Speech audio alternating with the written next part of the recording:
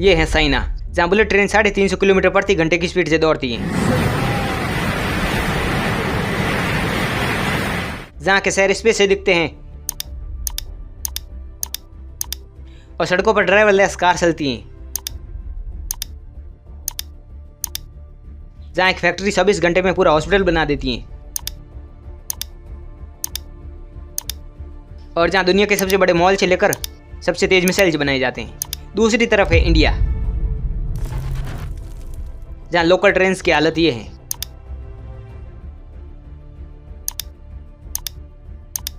जहाँ आधी population traffic jam में फंसी हुई है,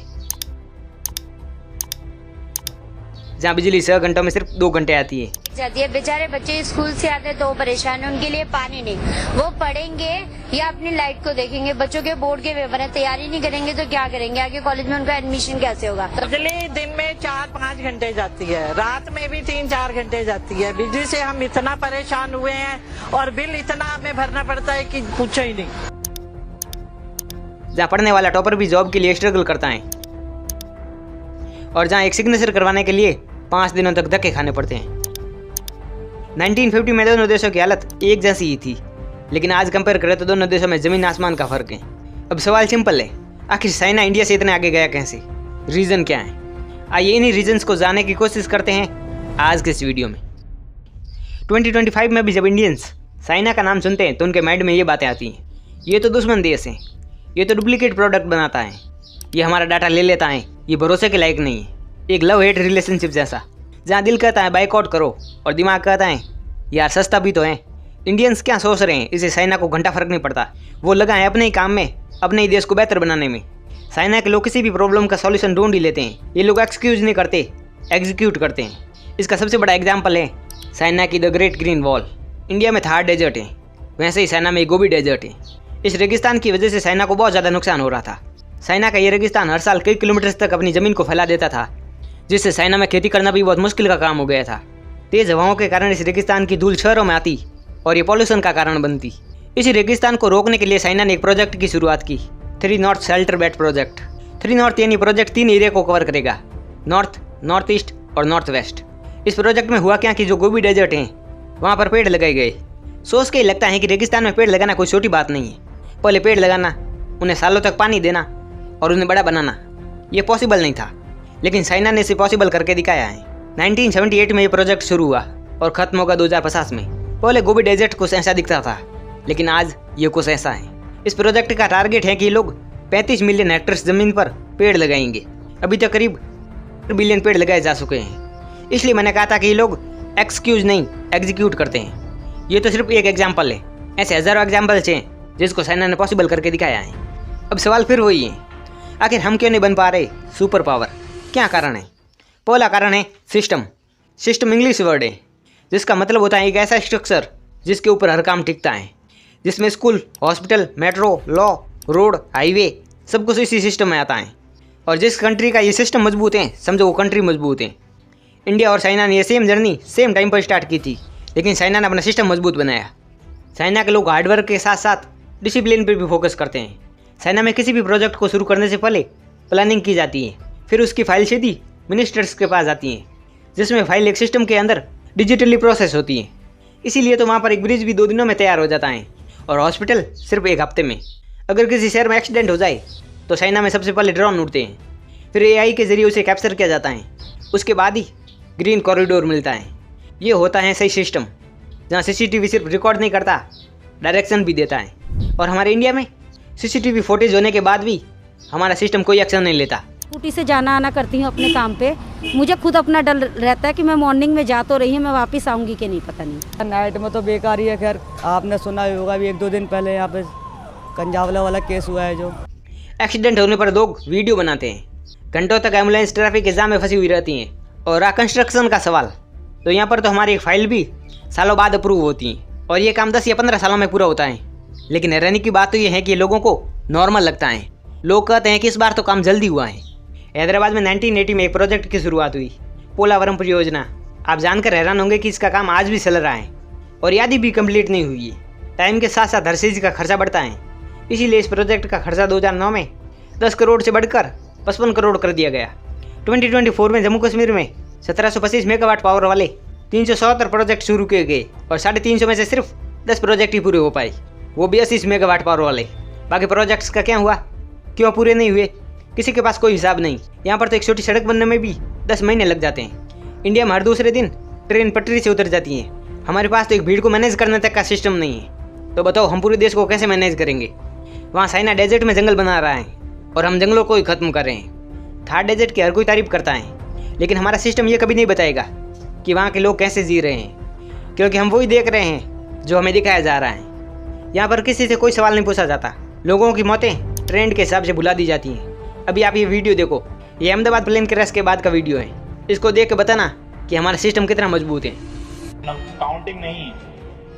आप जितने भी डॉक्टर यहाँ पे जितने क्वार्टर हैं जो बचे हैं जिंदा, आप उतने जिंदा लोगों को आप काउंट कर लीजिए, वही सारे लोग हैं। किसी ने बोला नहीं है, लेकिन मैं परेशान हो गया खाली करते करते, क्योंकि मेरे सामान में फैमिली के हिसाब से इतना सामान है जिसमें मैं 2 घर भर सकता हूँ। पूरा घर मेरा भरा हुआ है और अभी भी आधा घर भरा हुआ है। जो आधा जल गया है उसका मेरे को नहीं चाहिए कुछ, पर मुझे वक्त तो दो। क्या भक्ति तो मांग रहा हूँ? मेरे घर से मुझे निकाला जा रहा है जो जल चुका है। थोड़ी जो इंसानियत रखो। सब लोग बोल रहे हैं कि ताला मार देंगे, तुम्हारे घर में ताला मार देंगे, ये गलत बात है। मुझे गलत के लिए बोलना पड़ेगा? मेरी कोई सुनवाई नहीं हो रही, कोई अधिकारी नहीं है यहाँ। जब पीएम नरेंद्र मोदी साहब आते हैं तब सभी अधिकारी आ जाते हैं, बाद में सिर्फ मीडिया रह जाता है और हमारी कोई सुनवाई नहीं होती। क्या हम लोग क्या इंसान नहीं? ज्यादा टाइम तो नहीं मांग रहा हूँ, 2-3 दिन मांग रहा हूँ। क्या 2-3 दिन की मोहलत नहीं मिल सकती? बेसिक सामान मेरे को जो घर चलाने के लिए चाहिए वो सामान चाहिए, इतनी सी गुजारिश है। क्या ये लोग इंसान नहीं? ये लोग समझ ही नहीं रहे। मैं सब सामान शिफ्ट करते करते हुआ है ये। मजदूर लग रहा हूँ ना मैं, आपको मजदूर ही लगूंगा अभी। मतलब जरा सोच कर देखो, गलती किसी और की, लेकिन परेशान कौन हो रहा है? जिसकी कोई गलती नहीं थी, जिसका नुकसान हुआ है और जो मिडिल क्लास है।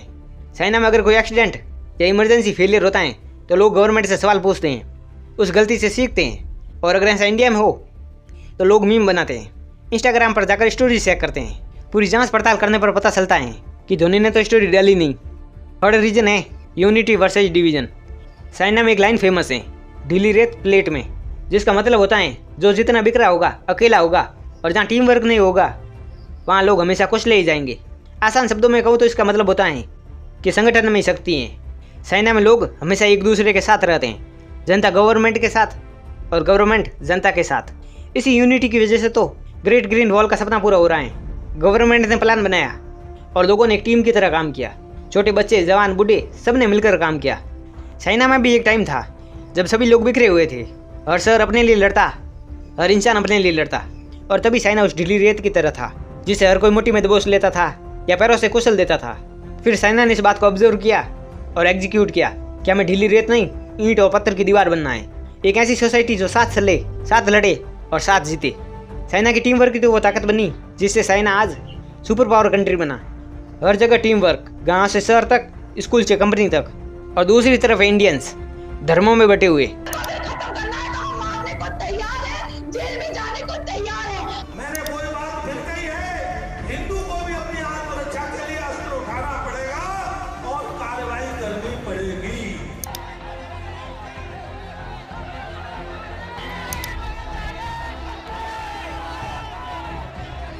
धर्मों की जातियों में बटे हुए, अलग अलग स्टेट्स में बटे हुए, लैंग्वेज में बटे हुए।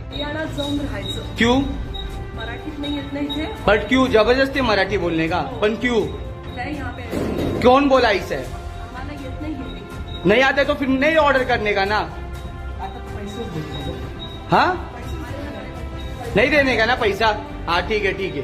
बोला मराठीत बोला, नहीं बोलते, मराठीत बोला। नहीं बोलते। हाँ? मराठी नहीं आता है सीखने का, नहीं तो धंधा बंद कर, तो शेटर बंद करू क्या तेरा? बोल, मराठी नाही येत तुला? नहीं आता मुझे मराठी। हिंदी मराठीत बोल। नहीं आता का नाही येत? नहीं आता। गाँव, शहर और मोहल्लों में बटे हुए इंडिया आज भी उस ढीली रेत की तरह है जिसको चाइना ने 1949 में समझ लिया था। 1978 में डेंग शाओपिंग ने कहा था, बिल्ली चाहे काली हो या सफ़ेद, अगर वो सुए पकड़ती हैं तो वो 80 हैं। डेंग ने ऐसा इसलिए कहा था क्योंकि 1978 में चाइना में दूसरी पॉलिटिक्स पार्टी रूल करने लग गई। तो इसके आने से चाइना के लोग फिर से बिखरने लग गए क्योंकि नई पार्टी ने नए रूल बना दिए थे। इसलिए डैंग ने कहा कि बिल्ली चाहे काली हो या सफ़ेद, फर्क नहीं पड़ता, अगर वो शिकार कर रही हैं मतलब सही है, अस्सी है। आसान शब्दों में कहूँ तो वो कहना चाहते थे कि सिस्टम चाहे कैपिटलिज्म का हो या सोशलिज्म का, इससे फ़र्क नहीं पड़ता, अगर देश आगे जा रहा है तो वो सही है। हमें ये नहीं देखना है कि आइडियोलॉजी कौन सी है, हमें ये देखना है कि काम हो रहा है या नहीं। अगर प्राइवेट कंपनीज से और फॉरेन इन्वेस्टमेंट से देश ग्रो कर रहा है तो उसे एक्सेप्ट करो।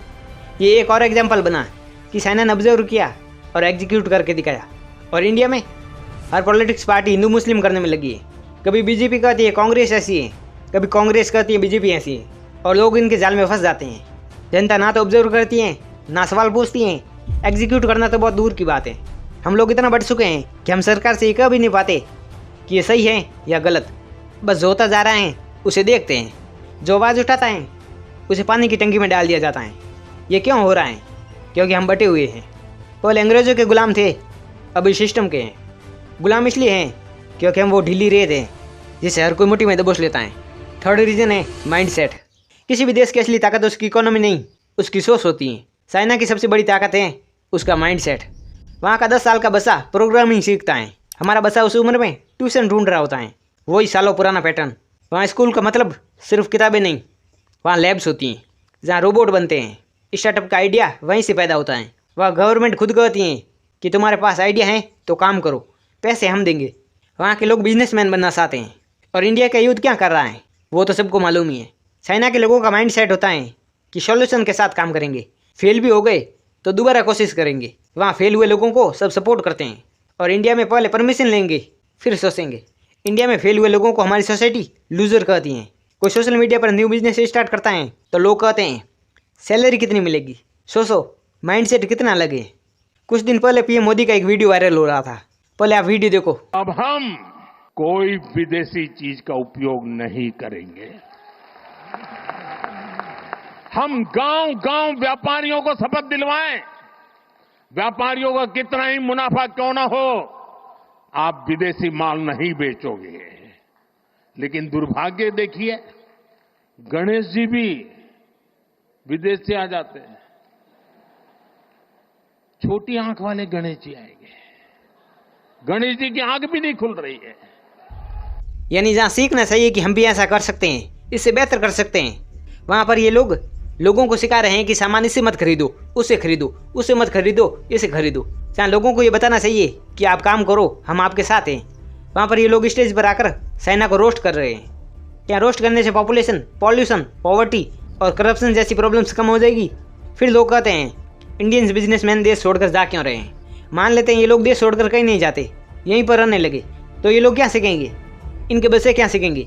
यही कि 1857 की क्रांति में क्या हुआ था, मुगलों का एम्पायर कितना बड़ा था, कौन कब कैसे क्यों मरा। हमारा हिस्ट्री को जानना जरूरी है, लेकिन उतना भी नहीं कि इसके कारण पूरा फ्यूचर ही खराब हो जाए। जहाँ बच्चों को communication skill, technology, positive mindset और एआई टूल्स कैसे बनाते हैं ये सिखाना चाहिए, वहाँ पर ये लोग अपना सिलेबस कंप्लीट करने में लगे हैं। पता है ये ऐसा क्यों हो रहा है? ये ऐसा इसलिए हो रहा है क्योंकि सही माइंडसेट नहीं है। सही माइंडसेट इसलिए नहीं है क्योंकि हमारा सिस्टम गलत है, और ये गलत इसलिए है क्योंकि हम सब बटे हुए हैं उस ढीली रेत की तरह। तो वीडियो पूरी हो गई है, कमेंट करके बताना वीडियो कैसी लगी।